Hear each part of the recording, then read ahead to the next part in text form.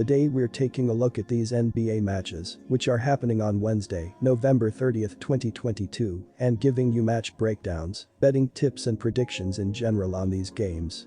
Welcome back to High Stakes. Before we dive into our video, don't forget to subscribe and push that notification bell to get notified as soon as we release these sport prediction videos. Also, check out our perks and join the High Stakes membership. Joining the High Stakes membership is easy, is cheap, but it will help a lot in the growth process of this channel. Plus, if you would like more betting tips and predictions, then check out our Patreon in the link down below. Our new Patreon is a way for us to help you improve your chances of making more money. Multiple plans are available for each and every one of you. By becoming a member of the High Stakes Patreon, you will have access to our best team picks, total picks, parlay picks and much more. Stop wasting hours of your time searching for bad betting predictions that ends up costing you a lot of time and money. Join the highstack.es Patreon now and get the best betting picks. Going back to our video, we will give you 2 betting picks for each game, a team pick and a total pick based on facts and detailed explanation. So make sure to watch our videos till the end so you don't miss any of our picks. Utah Jazz vs Los Angeles Clippers. Los Angeles dealt with some inconsistency early in the season, sitting at 8-7 after its first 15 games. The Clippers have been better since then, winning 5 of their last 7 games. They have bounced back from losses to Golden State and Denver, with consecutive wins over Indiana and Portland. Los Angeles trailed by 2 points with 3 minutes remaining, but it scored 10 of the game's final 12 points.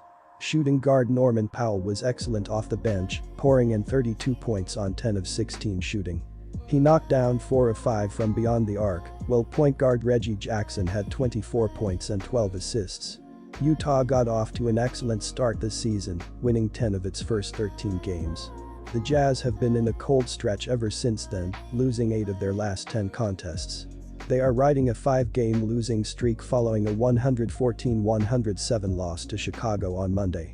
Utah has been within 11 points in each game during the current losing skid, but it has not scored more than 118 points in any of those games.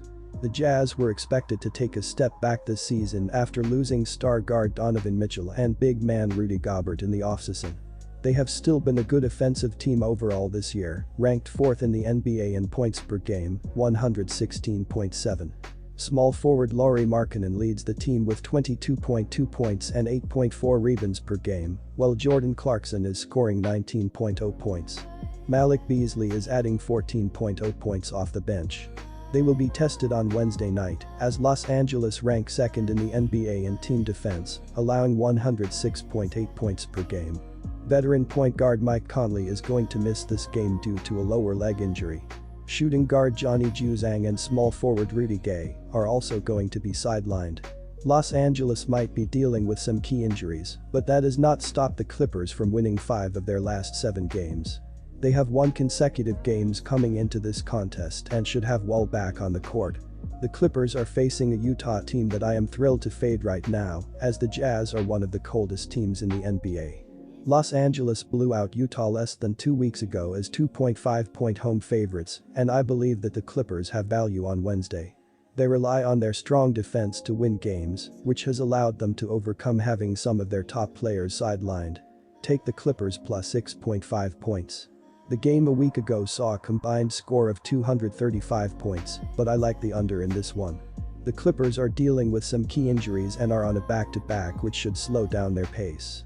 Already, Los Angeles plays at a pace of 100.7, which ranks 20th, with an offensive efficiency of 106, which ranks 28th, while Utah plays at a pace of 102.5, which ranks 10th, while their offensive efficiency is 112.9, which ranks 6th.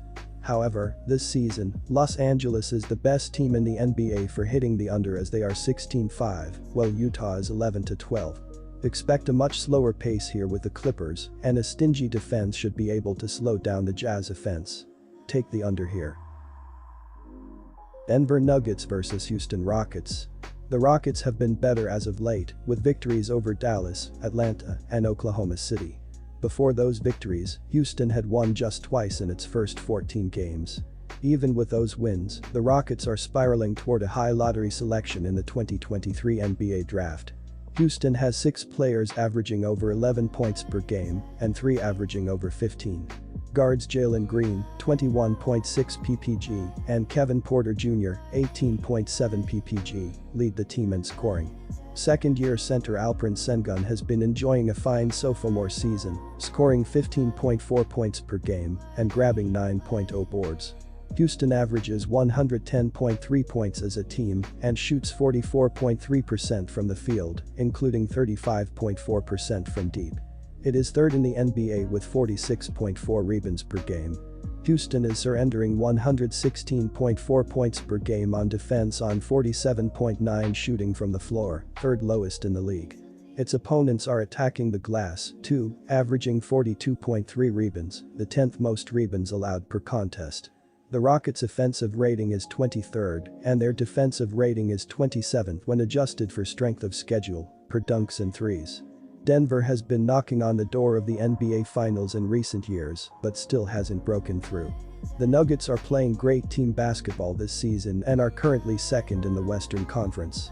Back-to-back MVP Nikola Jokic has been the star, nearly averaging a triple-double, 23.0 ppg, 9.8 rpg, and 8.8 apg, and ranking first in player efficiency rating, 31.38. His supporting cast isn't subpar either, as point guard Jamal Murray, 17.3 ppg and 5.0 apg, and forwards Michael Porter Jr., 16.4 ppg and 6.0 rpg, and Aaron Gordon, 15.8 ppg and 6.7 rpg, are consistent scoring threats. The Nuggets also benefit from the strong play of point guard Bones Highland, 15.0 ppg and 3.6 apg and 21.5 mpg, off the bench, and Kentavious Caldwell-Pope's three-point shooting ability, 11.6 ppg, 50.03%. The Nuggets are on a mission to win as many games as they can, ensuring better matchups in the earlier rounds of the NBA playoffs. This season is no different than recent ones, however, managing injuries to several key players. While they may be down a few bodies against Houston, I still expect Denver to cover the 12-point spread from the friendly home confines of Vivint Arena. This year, the Nuggets are 4-0 ATS in their last 4, after allowing 100 points or more in their previous game, which they did on Monday. Houston has 3 ATS wins in its past 4 games, but isn't likely to score as much on Denver in back-to-back matchups. Take Nuggets minus 12 points. Houston was looking to stun Denver on Monday, and at the half, it appeared they may do it before a terrible third quarter. In the third quarter, the Nuggets outscored Houston 36-23, which ended up being the difference as the Rockets fell short. In the game, Houston was led by Alperen Sengun, who had 18 points, while Jalen Green had 17, Kevin Porter Jr. added 12 points, while Eric Gordon chipped in with 11. Off the bench, Kenyon Martin Jr. recorded 15 points in 28 minutes.